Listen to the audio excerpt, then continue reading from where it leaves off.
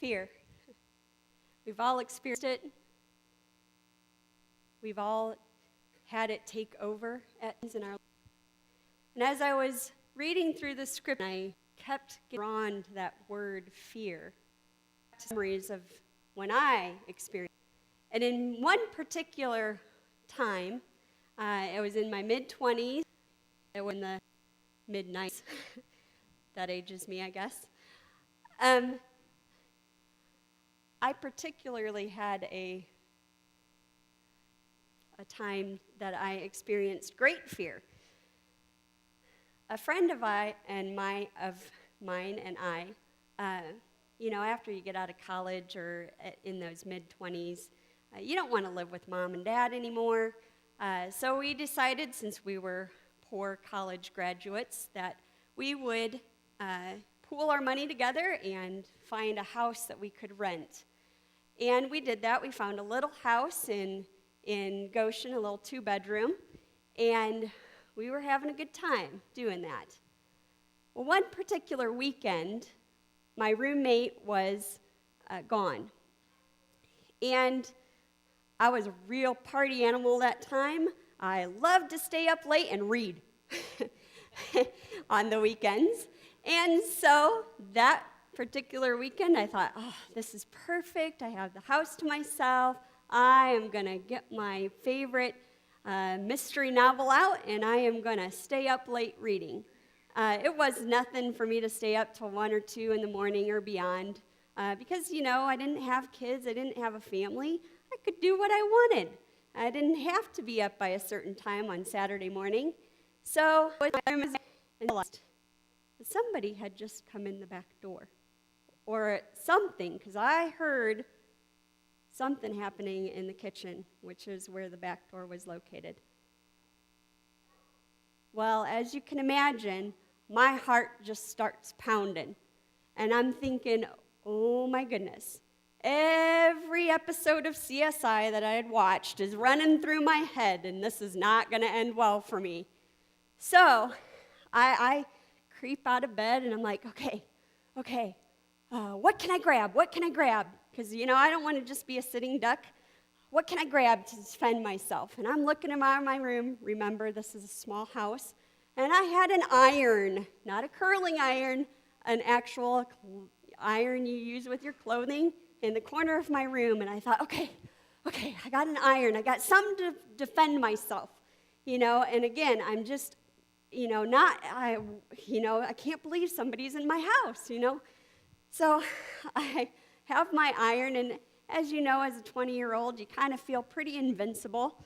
Not to mention I was taking kickboxing classes at the time, so I thought, I'm not going to stay here in this room and wait for them to come attack me. I'm going to go towards the danger. Oh, that's smart, right? Every bad horror movie you've ever seen. I'm going to go towards the danger. So I got my iron, and I go out because I have to go through the living room. Again, this was before cell phones, so I couldn't just call somebody. I had to go through the living room, and then around the corner was the kitchen.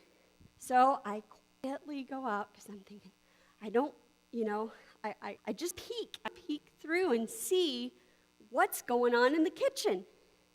So I walk through and still keep hearing this commotion in the kitchen, and I'm thinking, my heart is still just racing, and my mind is racing.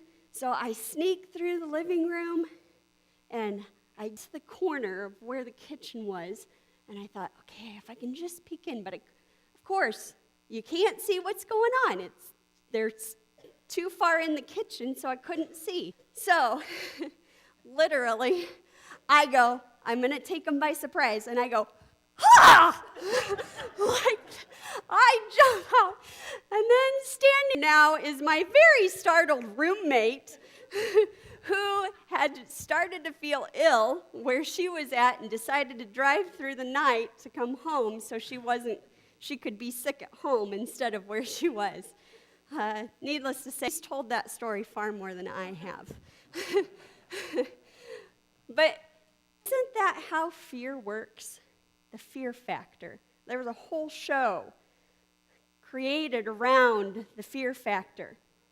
It takes over your rational thoughts.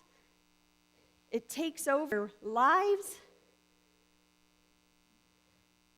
And so as we see the disciples there in the room with the door locked, I wonder what was going through their mind. There's more than just that kind of fear that something's going to happen to you.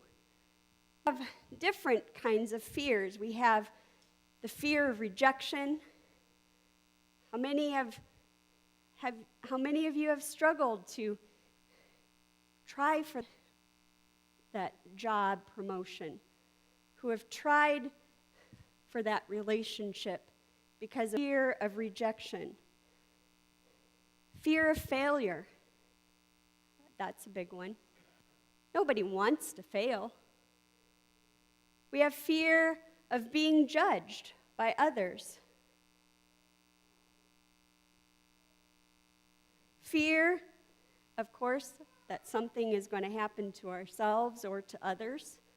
I mean, how many nights have you stayed up worrying about a loved one because of that fear that something was going to happen to them?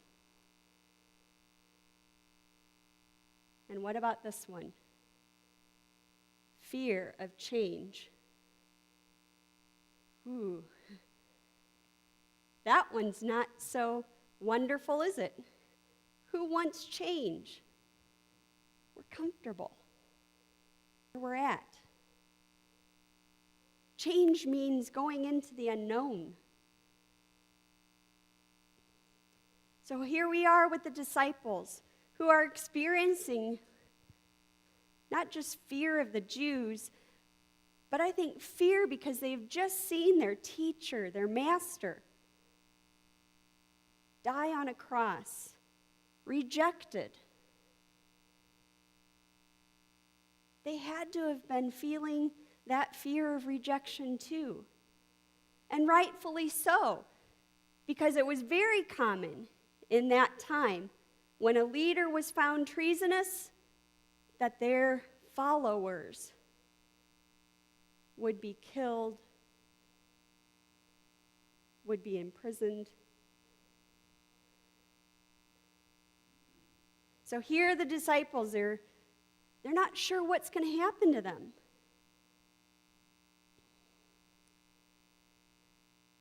And talk about change. Their life changed big time.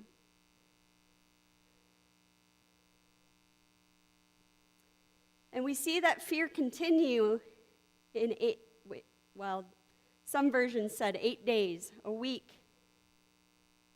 Those doors are still closed. You think Thomas was the only one who struggled with doubts? My guess is that his fear could have still continued to feed the other disciples. Sure, they saw Jesus. But when you have one person in a group who keeps going, oh no, we shouldn't do that, shouldn't go there, don't do that, it starts to play with your mind, doesn't it? And those doors are still closed, which to me means that his fear continued to affect those around him.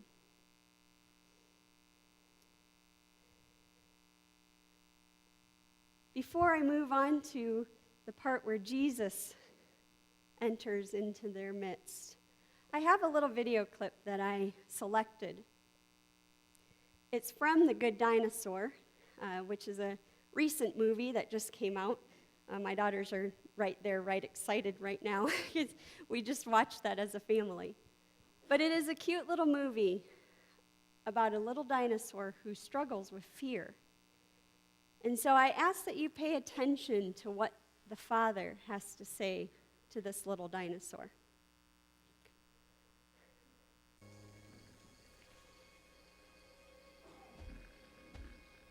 Arlo,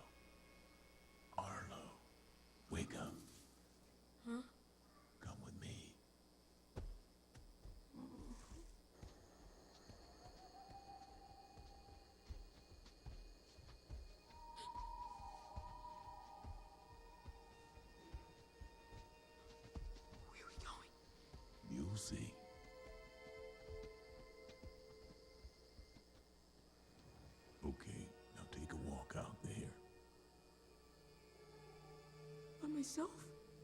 Go on.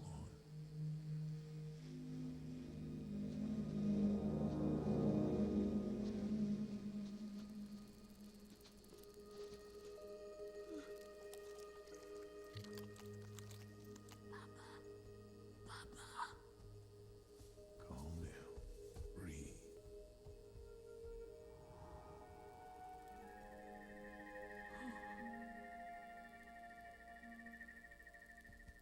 Sometimes you gotta get through your fear to see the beauty on the other side.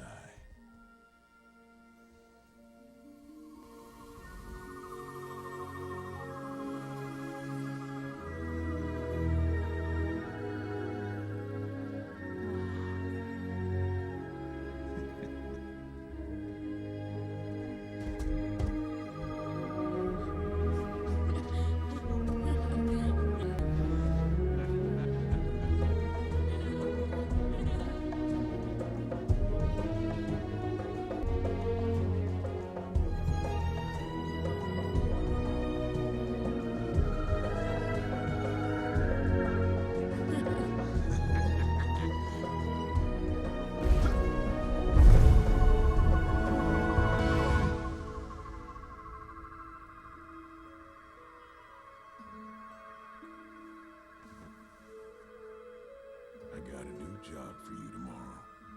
That is, if you still make your mark.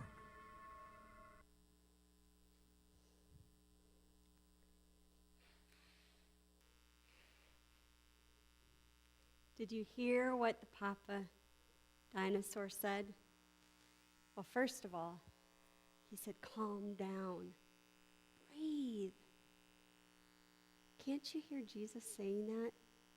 Peace be with you.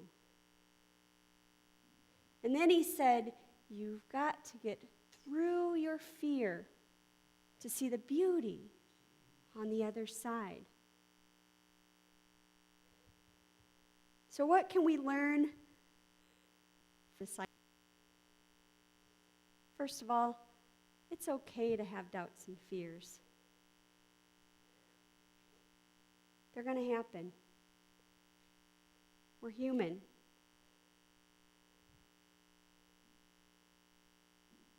And they're not going to go away in just one day. But is this something that we can get through? We know because we see in Acts that the disciples went out. They didn't let their fears paralyze them. Did the threat go away? Definitely not. Calm down. Breathe. Trust. Wanted to send them, was going to be with them. To be listening and looking for Jesus is.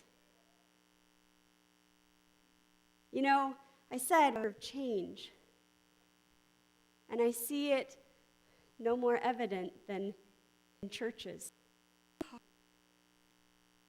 We're comfortable where we're at. We're comfortable with what we're doing. And it's not that what we're doing is bad. But if we're here working and doing what we've always done, and Jesus over here going, hey, wait, whoa, over here. I want to come over here. I'm wanting to send you in this direction. Then we're missing our mark.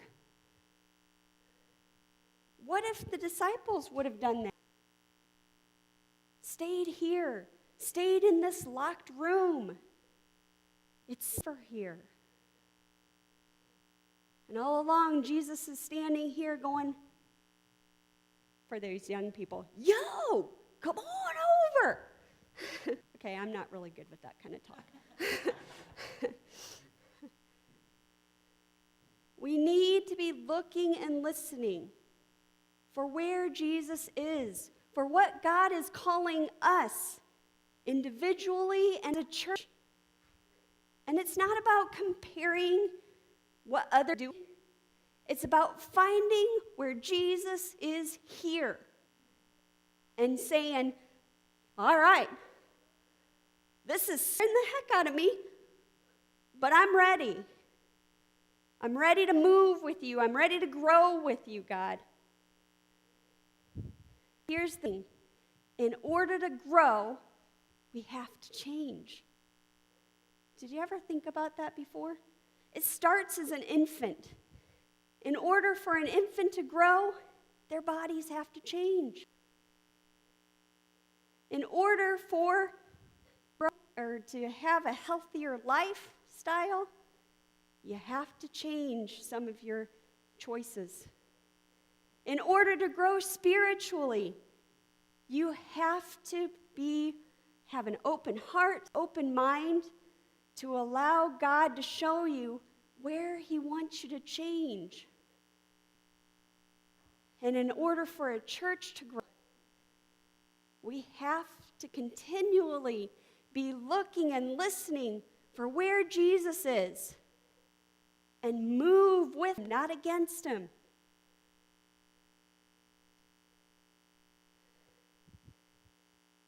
And that's hard.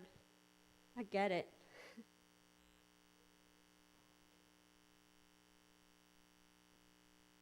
But do you believe?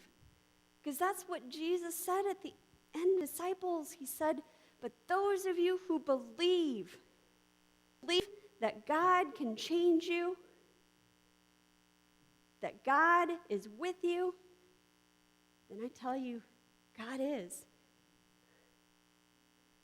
But I think, unfortunately, we have more faith in our fears than we have in God. And that's not the direction we want to go.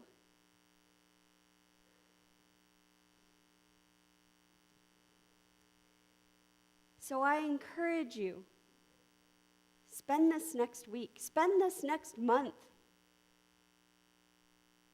Start unlocking the doors that you have locked on your hearts, your minds, and open yourself up to seeing Jesus, to seeing where He wants to lead you, where He wants to send you, just as He sent the disciples. Because, man, what amazing things He did through His disciples. And I believe He wants the same. He wants to be in you.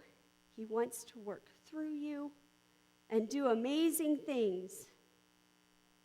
It hasn't stopped since the end of Acts. It hasn't stopped. It continues to grow. So let's be part of this journey.